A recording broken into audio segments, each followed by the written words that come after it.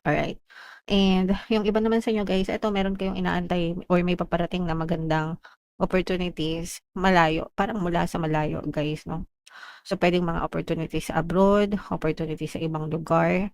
Yung iba puwedeng may mag-migrate mga kapiksi or mag-cross country ganyan. And, mas lalo kayong magiging unstoppable guys 'no. Parang mas lalo kayong magiging, masagana, magiging unstoppable yung inyong pananagana sa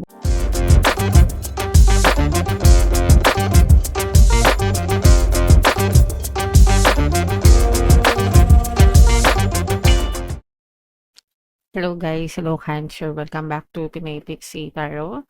Ang pamagat ng episode natin for tonight is Money Money Come to Me. Ito yung ating money reading guys para ngayong May, sorry, para ngayong May para sa Cancer, Sun, Moon, Rising Sign, and Venus.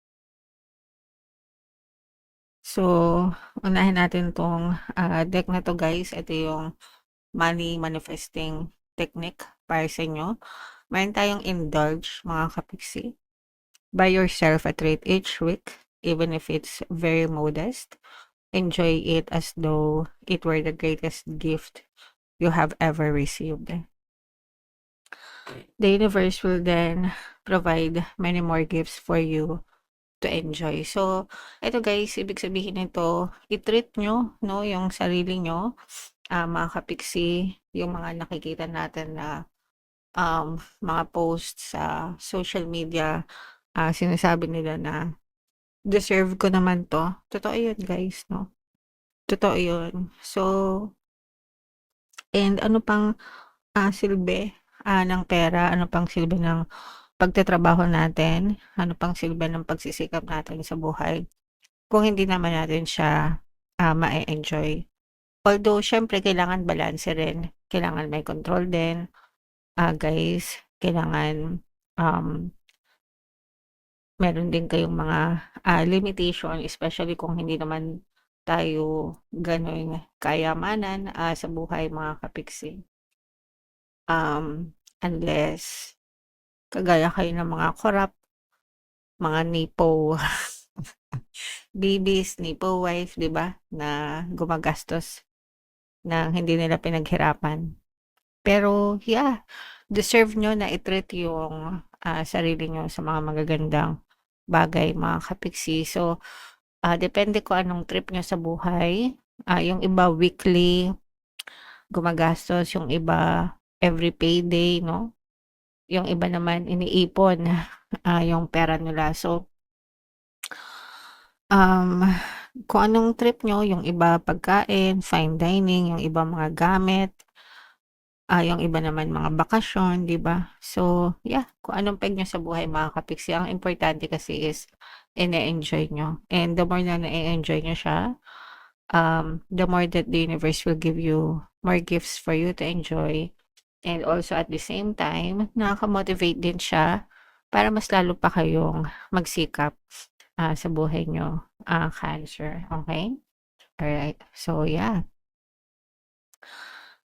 Comment down below guys kung anong, mahilig na, treat niyo para sa sarili niyo, mga kapiksi.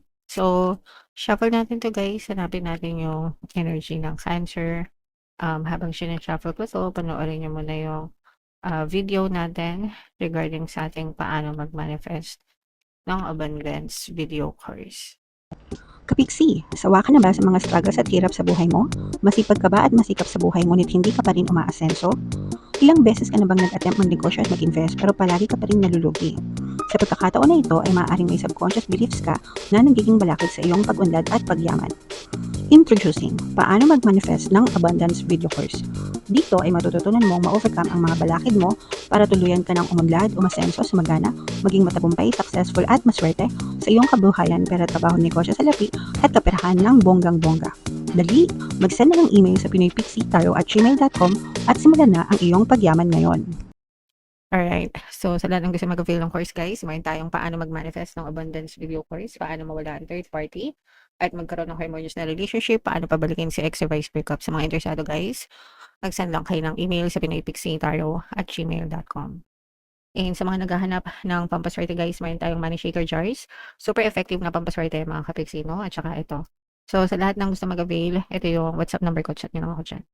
Huwag na kayong magpahuli mga kapiksi kasi dumadami na guys, no? Yung sumasukses dyan sa money shaker jar guys. Ito, Cancer kayo in your percent ng Queen of Cups. Ito yung paalala mga kapiksi, no? Kasi ang nakikita natin dito guys, no, na sobrang matulungin yung iba sa inyo to the point na naaabuso kayo ng ibang tao, mga kapiksi, no? Parang tuwing may problema sila sa pera or may kailangan sila sa pera, ganyan, panggastos, kayo yung palaging nilalapitan. And kayo bilang mabuti yung inyong kalooban guys, very compassionate kasi kayo, no? Ibig sabihin ng compassionate, maunawain, maawain. And there's nothing wrong with that guys, no? So talagang yung iba sa inyo mapagbigay, helping hands. But sometimes meron tong negative na impact kasi napagsasamantalahan yung iba sa inyo, no? Mga kamag-anak, minsan mga kaibigan, na parang puro pautang na lang kayo, puro palabas. Minsan hindi na utang guys, no? Parang sinasabi lang na utang, pero parang hingi na yon, mga kapiksi, kasi pag utang, binabayaran. Yung sa inyo, hindi na bumabalik minsan, no? So, kumbaga parang tulong na lang, puro kayo paluwal na walang bumabalik sa inyo mga kapiksi. So, yun yung nakikita natin sa inyo guys. And okay lang naman kung peg nyo talaga yun, there's nothing wrong with that, pero kailangan din kasi may boundaries or limitation, mga kapiksi, kasi it's not about the money guys, but it's about yung behavior ng other person, na sabi ko nga, nagiging abusado guys, no? Kayo, na-abuse kayo, sila abusado, na parang lahat na lang inasa sa inyo,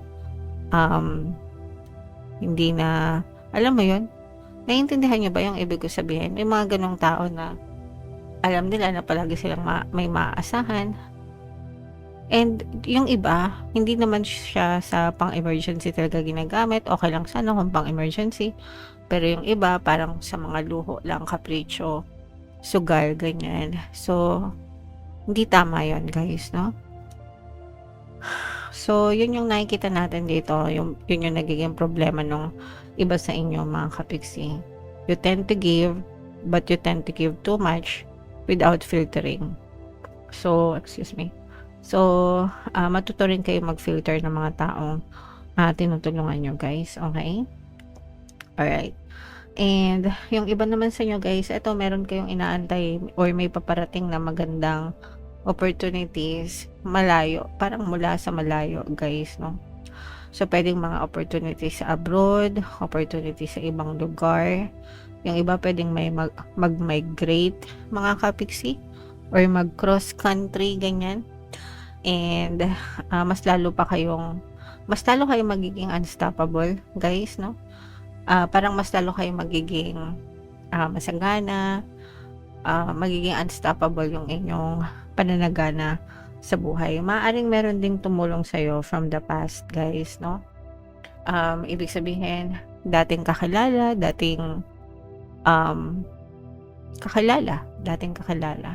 na pwedeng mag-extend ng help sa inyo para matulungan kayo na makapag-abroad, or baka i-refer kayo, baka ipasok kayo, may kilalang employer, yung mga ganun.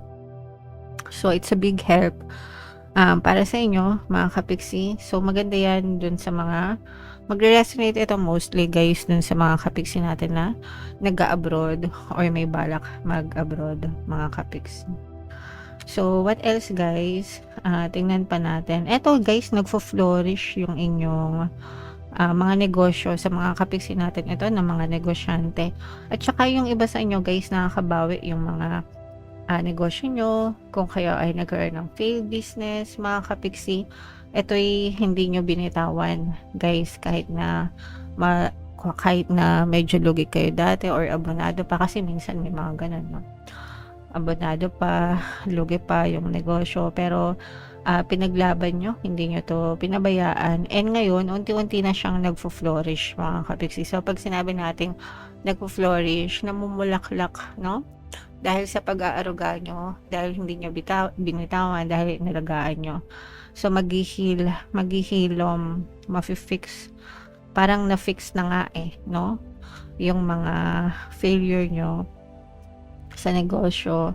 Ibig sabihin yan makakabawi na and kapag nakabawi na kayo or kapag nabawi niyo na yung mga losses niyo, mamumunga na yan ng masagana guys. So itong part na 'to para naman yan sa mga kapiksi natin na, negosyante mga kapiksi, okey?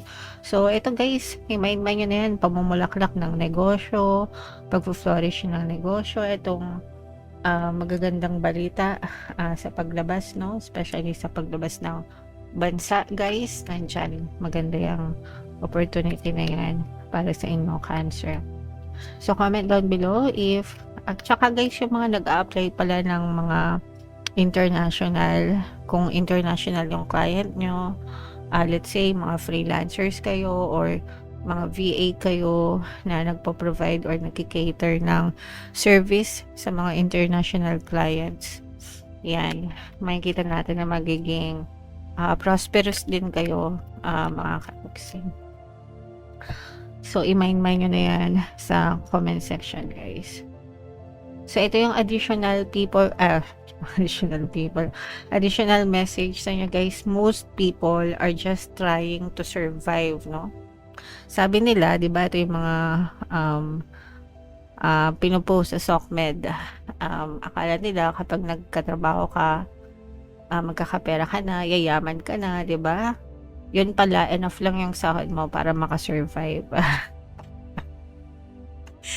And okay lang yun guys, no? Okay lang yun. I mean, as long as nakaka-survive tayo sa buhay, we have air in our lungs, we have food on our table, we have roof over our heads, mga kapiksi. Those are great blessings, guys. Syempre, nandun pa rin yung pagsisikap natin. And kung tayo ay sumagana or nakaluwag-luwag sa buhay, pasalamat din, 'di ba? Sa nasa taas, and pasalamat din kayo sa sarili nyo. Kasi iba-iba naman ng ano 'yan, ng effort. Yung resulta ng buhay natin, depende yan palagi sa effort nyo, depende palagi yan sa energy nyo, depende palagi yan sa mindset nyo, mga kapiksi. As long as hindi kayo gumagawa ng illegal, wala kayong ninanakawan, hindi kayo nananamantala ng ibang tao, okay lang yan, no? You should just live and enjoy your life, Cancer. Okay? Alright, so yeah.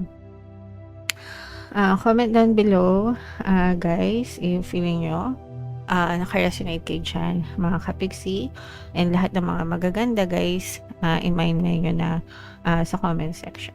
And for more tarot readings, ito yung playlist nyo, ito naman yung ating success stories ng paano mag-manifest ng abundance video course.